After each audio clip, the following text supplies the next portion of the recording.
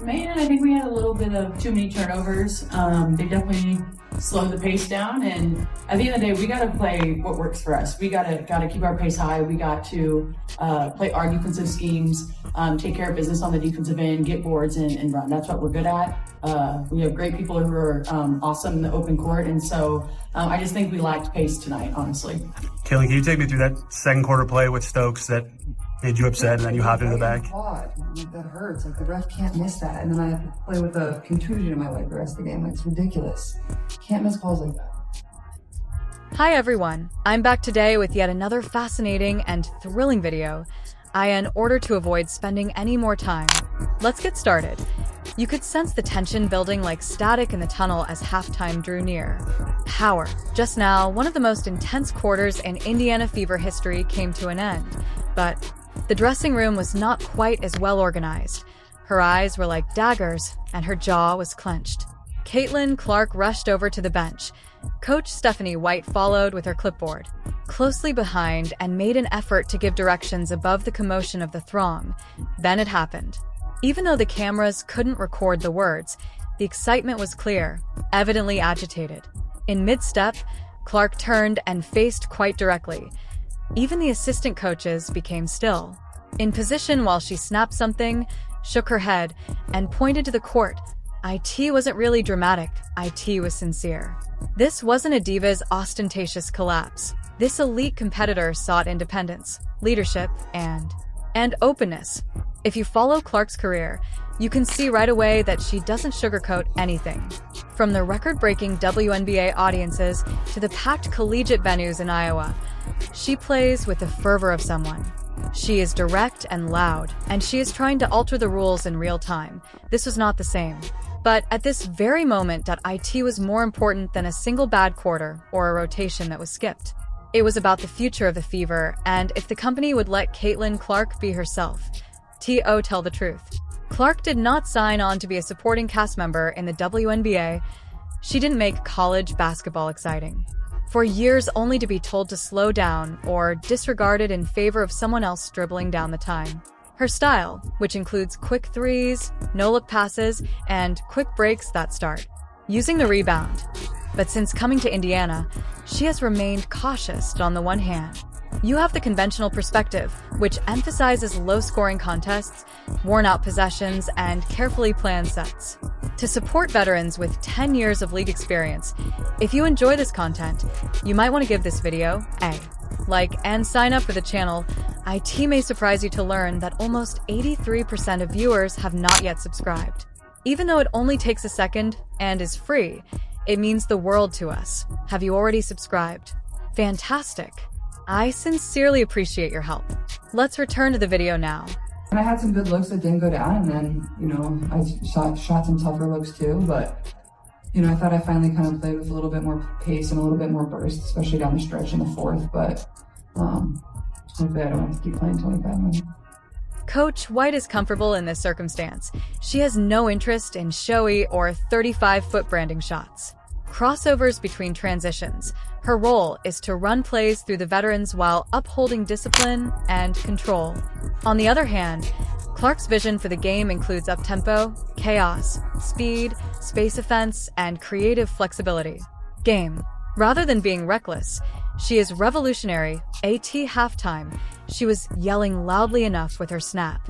It has been evolving for a few weeks, one could say. The plays when Kelsey Mitchell made mistakes, the delayed rotations, and dribbled into a disputed mid-range attempt while Clark remained motionless. Clark was more irritated than his emotions. IT was strategic. As she reads the floor three, the system is holding her back like sandbags on a rocket ship. Moves forward. By the start of the third quarter, everything had changed, with a whole different mindset. With anger in her eyes, Clark came out. She seemed to be switching a switch. 3 deep threes were made by her in, changing from playmaker to assassin in less than 5 minutes. Coach White said nothing as the audience sat on the bench and went crazy. IT was clear. Since Clark took over, the team has improved. Suddenly, the ball began to move. Colleagues were deliberately cutting and screening with greater force. Opening up, Natasha Howard, who had been stiff-arming the offense, finally started to move at Clark's speed. Instead of forcing shots, Kelsey Mitchell provided Clark a transition assist, possibly sensing the shift. After a 30-point quarter, the team appeared to be a postseason contender rather than a mid-tier mess. The post-game news conference was a maze, of course. Coach White gave a standard response. "We made a modification," the team stated, refusing to acknowledge what had clearly occurred on national television. Not to add the altercation, it was a fantastic performance in the second half. She didn't sidestep it. But Clark, "We're trying to create something here," she continued with a composed expression. Additionally, it occasionally entails having tough discussions because we want to win. I want to win. I'm not here to be courteous. I'm here to take the initiative. And you know what? She's not wrong. If they choose to, the Fever must hand her the keys and step aside. Prevail. She is more than just their leading scorer. She is their best floor general and communicator, passer, and in the end, their greatest chance to create a modern identity. The WNBA is evolving. The old methods are being replaced by speed, space, and stellar power. Clark is everything and more. But that shift won't be easy. There are still veterans who feel they owe more money. Within the locker room, some coaches still believe that organization is the key to safety. The media still has a lot of them who think Clark's confidence is arrogance. But here's the deal. Decision-making is not the foundation of dynasties. You build them on a foundation of vision, courage, and letting your best players shape the culture. And culture is at risk in this situation. Stat lines and play calls are not the only factors at play. The inquiry is whether the Indiana Fever is ready to follow Caitlin Clark into the future, regardless of whether they wish to stay.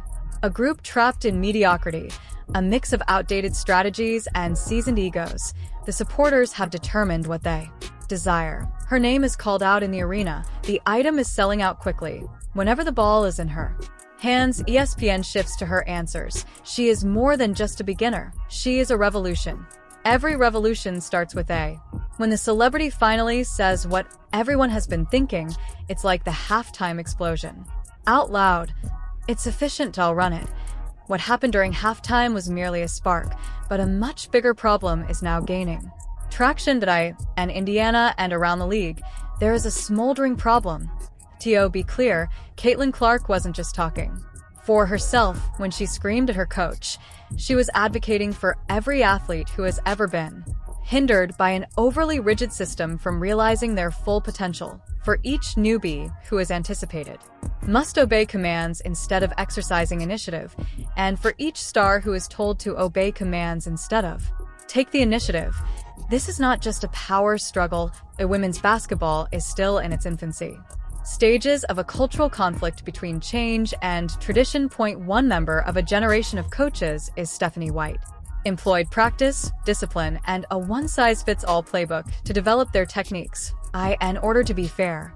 In the early 2000s, that tactic proved effective. When a league was fighting for visibility and consistency, it was successful. The 2025 WNBA is different from the past, when limiting mistakes seemed to be the key to gain trust. Narrative. More than just efficacy is what fans want. They want flair. They want stars. In addition to speed and attitude, they want 30-foot daggers that instantly light up Twitter. They desire to feel something once more, and that feeling is always evoked by Caitlin Clark.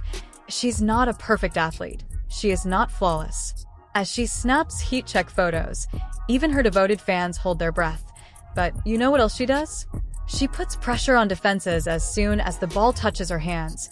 Prior to their arrival, she observes passes. She helps teammates, rivals, and the league as a whole play better. And for that reason, this coaching conflict is crucial. Disrespect has nothing to do with IT. IT is related to alignment. Caitlin Clark is now on stage. Like a star from a different generation trapped in a role-playing game, IT is also apparent in the rhythm of the game. In addition to the body language, the pace slows as the attack falters. In a corner, another property perishes. Clark was left standing with his hands raised. In addition, contrary to popular belief, this is not a single game. This is a trend. The distance between a forward-thinking company and one that is too cautious to stay up is gradually widening. As the video transcript makes clear, not everyone is ready for the locker room, so let's talk about it now. the era of Clark. Some members of this team, especially the veterans, feel they ought to have decision-making power. Kelsey Mitchell, for example, has been the face of the Fever for years. It's also clear how tense her play is. The unable to alter Clark's tempo, the ISOs, and the poor passes. Instead, it is generational. Private. Moreover, this problem is not exclusive to Indiana. Each time a rising talent joins a group that has a lot of veterans, this happens. There is pride, ego, and the dread of being overtaken or replaced. This is the disturbing truth. But if they are to win, the Fever must choose vision before comfort. Additionally, Clark is the vision at the moment. It's essential to adapt. She has to pass the ball when she asks for it. This necessitates coaching instead of. Rather than holding her back, .it means that instead of pressuring her to alter who she is, the system should emphasize her qualities. Is to fit in with someone else's. A front office also needs to stop playing both sides. Right now, Indiana is in the middle. Make an effort to profit on the enthusiasm Clark generates, while also satisfying its veterans. But that isn't sustainable. If you don't put money into this generational potential, you run the risk of losing her when her rookie contract expires. Additionally, Clark has options. She already enjoys widespread recognition. She may move out of Indiana and keep controlling sponsorships, headlines, and merchandise. But if she stays, it must be because this squad was designed with her in mind. Not the other way around. Let's also talk about how the league was impacted by the altercation at halftime. Overall, as soon as the video was posted on social media, it became extremely popular. Debate programs, TikTok edits, and podcasts all offer different tales. Clark is viewed by some as an ungrateful newbie who disobeys authority. She was called a breath by some, like fresh air, because she finally wanted accountability and direction, but she did move the needle again. Something that was beyond debate. Things start to become intriguing at this point, due to that kind of cultural weight involves both accountability and opportunity. Clark is doing more than just developing her persona. Team. She is altering the conversation about women's basketball coaching, coverage, and consumption. She is proving that WNBA players may have goals, arguments, and opinions, and that it is leadership instead of, rather than acting like a diva. Think about the way we cover NBA players. We don't flinch when Luka Doncic yells at Jason Kidd. We recognize that disagreement is an essential part of intense competition. But when Caitlin Clark does the same, it makes headlines. It's a scandal. It's disrespectful. Clark is facing the boisterous, a double standard, but there will definitely be resistance to that challenge, from instructors who perceive a difficulty, to their might, from commentators who expect rookies to be silent and grateful, from fans who wish for her to adhere to her own course. But in reality, she doesn't have a lane. She is building a road. Finally, the Fever is playing. The most hilarious part is that they played better basketball after the altercation. The offense is much more laid back. The speed has increased. Without the ball, players are actually moving, and the team scores more goals. Efficiently, it's like a surprise. When you believe in your generational point, your team performs better. Guard. This is what's going to occur next. If the Indiana Fever are serious, they need to have some tough conversations. About more than just tickets and clicks, about winning games. They have to decide whether Stephanie White is the ideal coach for this. The future of the team, they have to decide whether or not to include veterans who are unwilling to change in this core. They also have to provide Caitlin Clark both freedom and support, since no one succeeds in limbo. You can either empower your star or turn into the squad that had her and let her leave. Caitlin Clark's outburst. Let's talk about the rippling impact at her coach. That wasn't just a Fever problem. The entire league was given the notice on television and WNBA locker rooms. General managers and coaches had to sit up and ask themselves one simple question. Will we be the next? Because when a player with Clark's stature, reputation, and brand equity takes advantage of that form of narrative control, it modifies the league's seriousness. She is reinventing the hierarchy in addition to having fun. Of authority let's be clear, this is not just about basketball. IT has to do with media, attention economy, and branding. Every time Caitlin Clark visits a new city, ticket prices skyrocket and jerseys sell out. All of a sudden, regional news sources that had Send cameras if you haven't covered the WNBA in 10 years. She is the first athlete to influence markets outside of basketball. In years, because when she talks, the league and sponsors pay attention, whether at a press conference or... Yes, she has some power off the court during a heated halftime scene. Examine the present packaging. For the games of fever, they're being covered.